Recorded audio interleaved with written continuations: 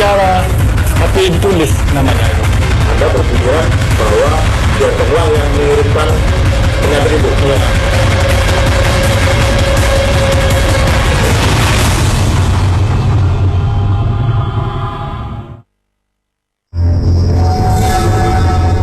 Hijau membentang luas. Hamparan sawah di dusun Secangan, Desa Sokaan, Krejengan, Kabupaten Probolinggo, Jawa Timur ini nampak begitu asri. Namun di balik keasriannya, sebagian masyarakat di salah satu wilayah tapal kuda ini masih terbilang kolot. Mereka masih banyak yang percaya soal isu dukun santet, dan sudah banyak korban tewas akibat isu tersebut.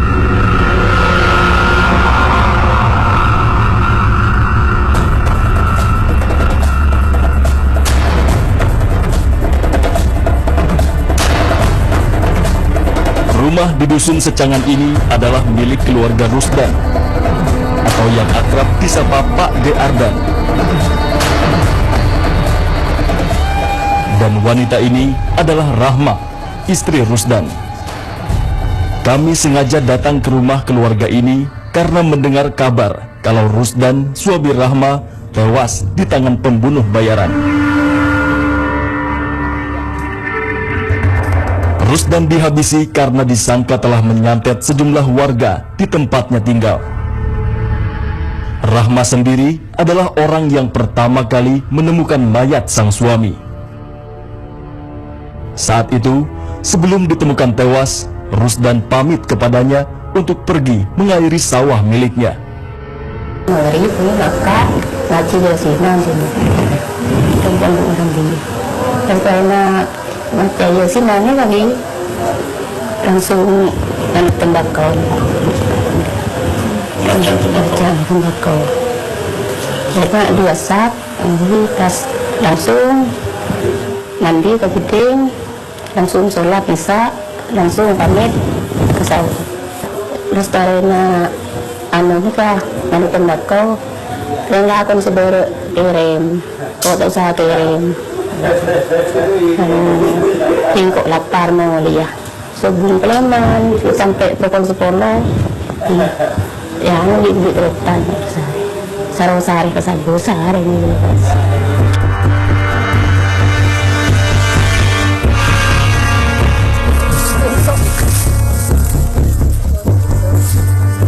Di tempat inilah Rusdan alias Pak D. Ardan ditemukan tewas mengenaskan.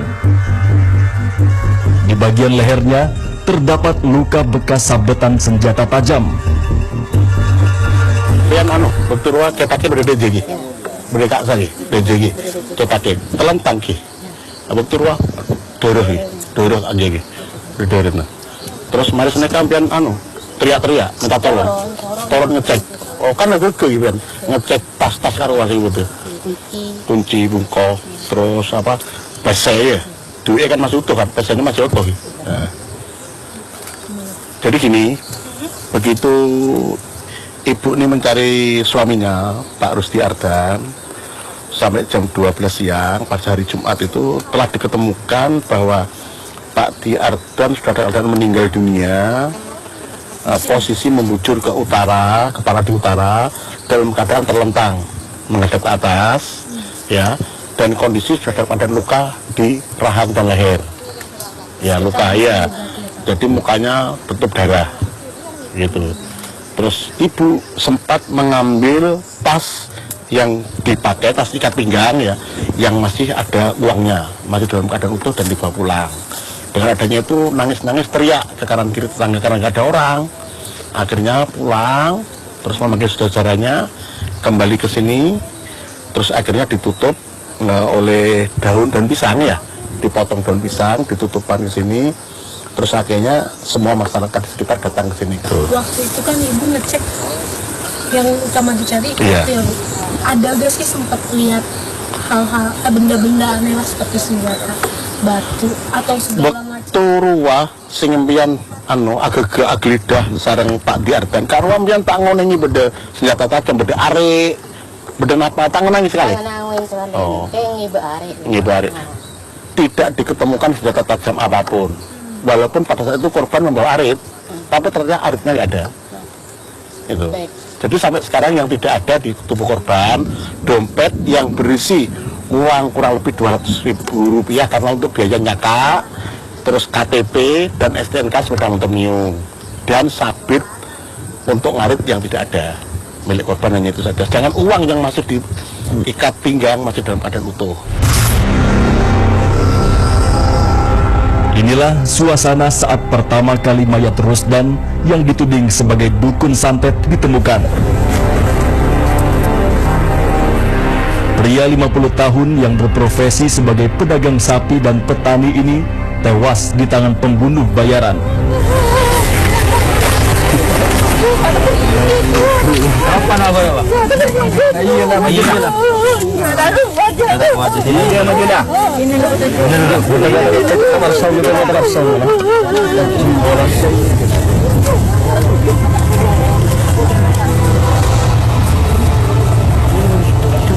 Aparat kepolisian Resort Probolinggo yang datang ke lokasi kejadian langsung melakukan olah tempat kejadian perkara.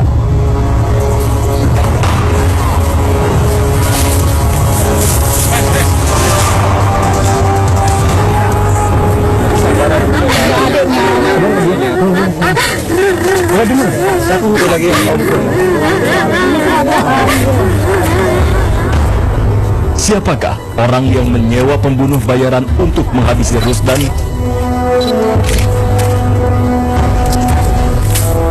Dan benarkah Rusdan alias Pak D. Ardan seorang dukun santet?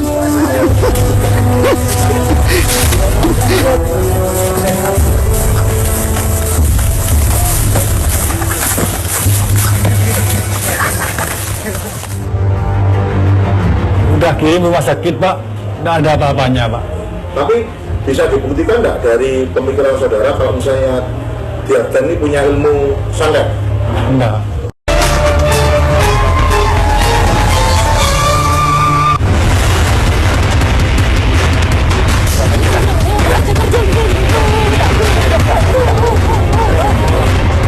Sakit keras, Bapak.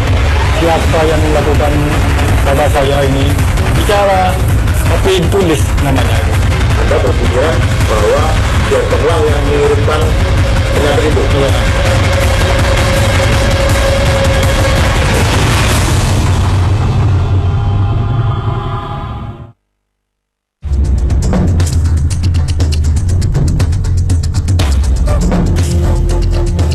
Kasus pembunuhan yang dilatar belakangi isu dukun santet di Probolinggo, Jawa Timur akhirnya terungkap.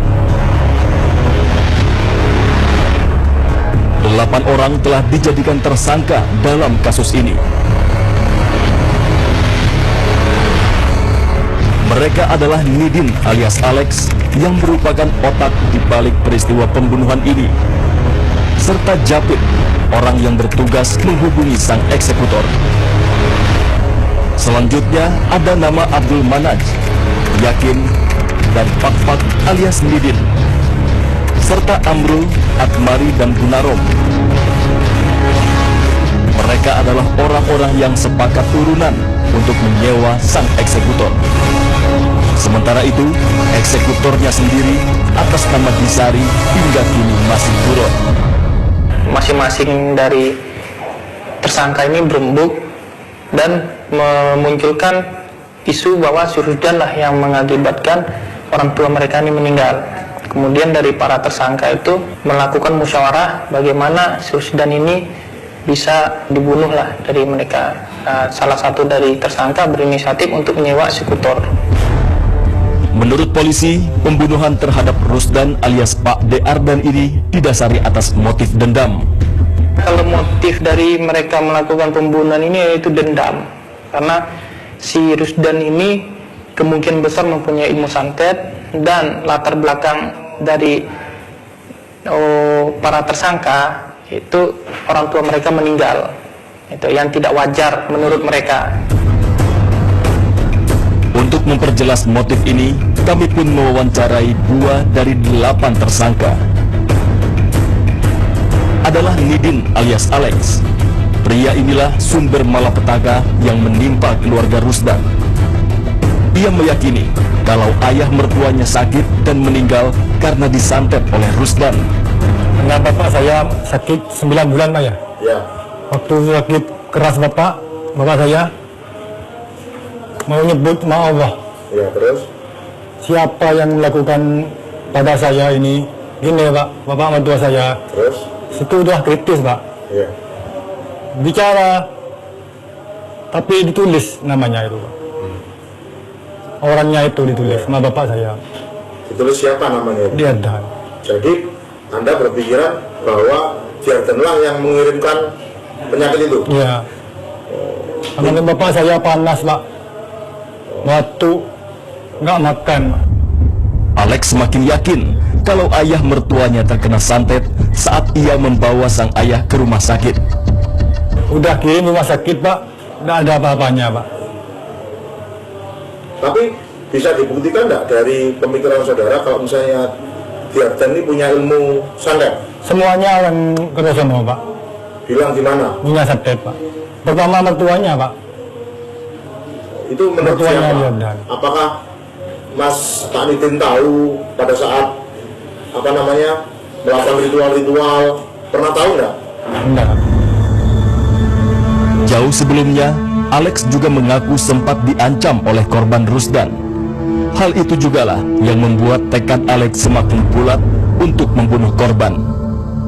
Saya kan punya Pak, punya kerjaan, punya panen baku Pak ya. Iya. Waktu panen baku, katanya sama istri keluarga saya tertawa-tertawa dan bicara di depan saya. Tunggu gilirannya, gak gini Pak, bilang gini. Jarden bilang ke siapa itu?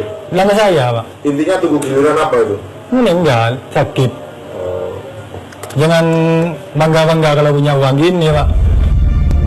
Rencana pembunuhan terhadap Rusdan pun dirancang. Alex mengajak saudara-saudaranya untuk urunan dan mencari orang yang bisa menghabisi Rusdan. Pada saat itu yang ikut menyumbang, kamu membayar pembunuh bayaran ini siapa saja? Yang mana tuh? Pak Manap, berapa uangnya? Saya 1 juta. Terus siapa lagi? Yasin, Yasin, berapa? 300 tapi janji Pak. Belum bayar? Belum. Kemudian siapa lagi? Atmari, Berapa? 500, Sudah bayar apa belum? belum. Terus lagi? Gunarum, Berapa? 500, Sudah bayar apa belum? belum. Berarti yang sudah bayar siapa? Manap. Pak Manap. Dengan bantuan tersangka Japit, Alex dan Amrul kemudian pergi menemui Disari. Gayung pun bersambut. Disari menyanggupinya. Itu pertama, temui Amrul tanya lagi. Ya. Tanya, Pak ngucap beda, menang lagi. Ngucap beda Amrul, menang di. Kita langsung jalan Pak. Kita langsung telepon oleh Amrul ke Pak Disari ini ke Bapak. Kemudian Disari itu meminta uang berapa? Pertama minta 6.000 Pak, Terus kemudian dealnya berapa? 5.000. Setelah pertemuan itu kamu kemana terus? Pulang? Kita minta pacar di atas Pak.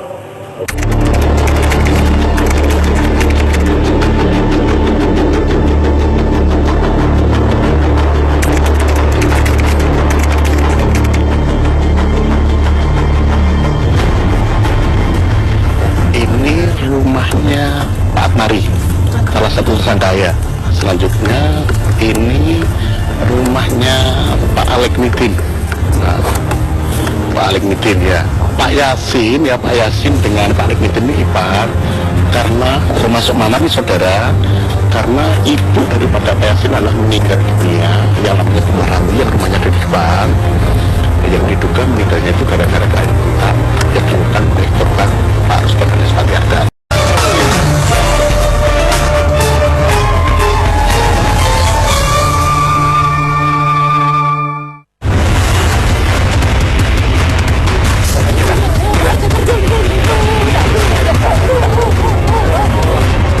Waktu keras Bapak, siapa yang melakukan pada saya ini? Bicara, tapi ditulis namanya itu. Anda berpikiran bahwa Jardenlah yang mengirimkan penyakit itu? Iya.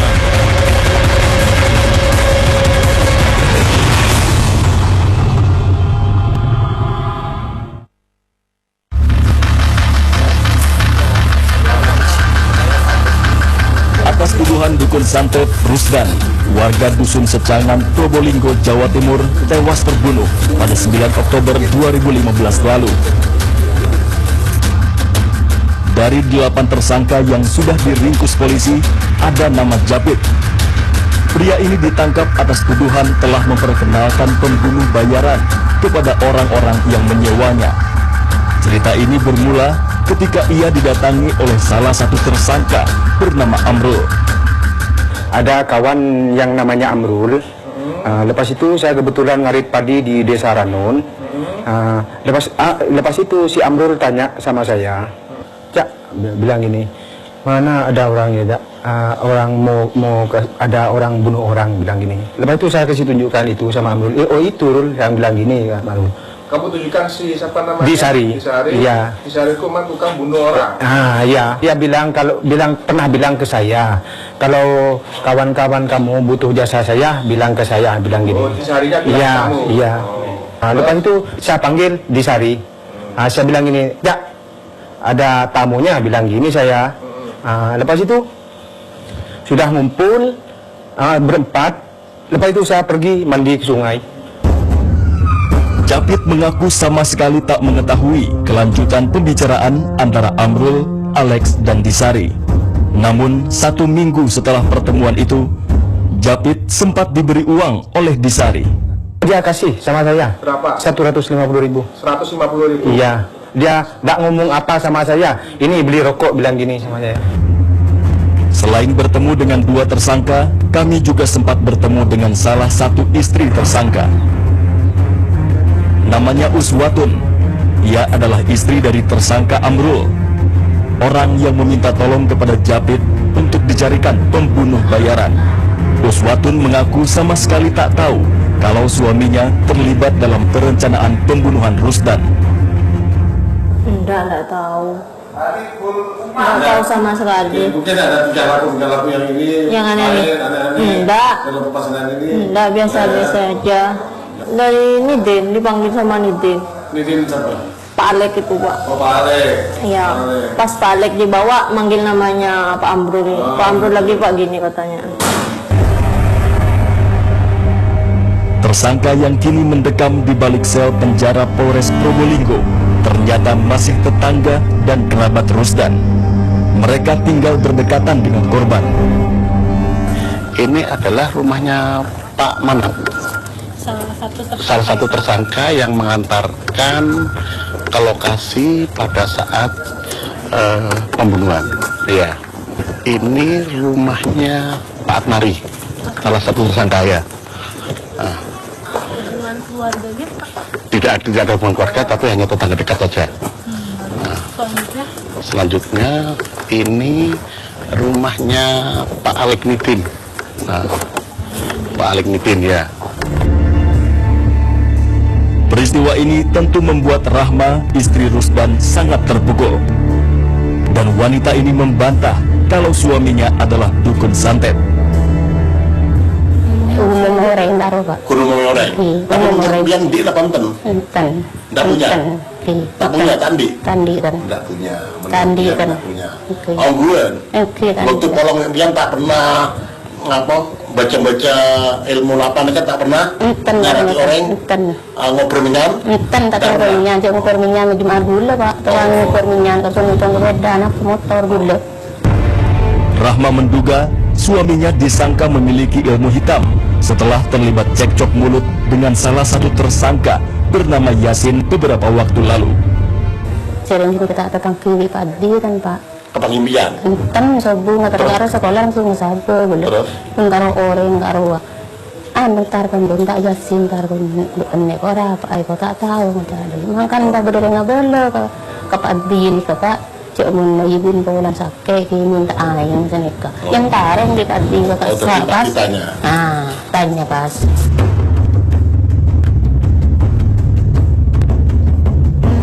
Sebagian warga di Dusun Secangan, Desa Sokaan, Probolinggo, Jawa Timur mempercayai bahwa jika ada seseorang yang jatuh sakit, kemudian mengigau dan menyebut nama seseorang, maka orang yang sakit tersebut terkena santet. Dan yang menyantet adalah orang yang disebut dalam igauan tersebut. fenomena santet memang kerap mewarnai kehidupan daerah-daerah di wilayah Jawa Timur. Khususnya daerah yang berada di wilayah tapal kuda seperti Pasuruan, Probolinggo, Lumajang, Jember, Situbondo, Bondowoso, dan Banyuwangi. Menyikapi soal fenomena santet ini, sosiolog Musni Umar punya tanggapan sendiri.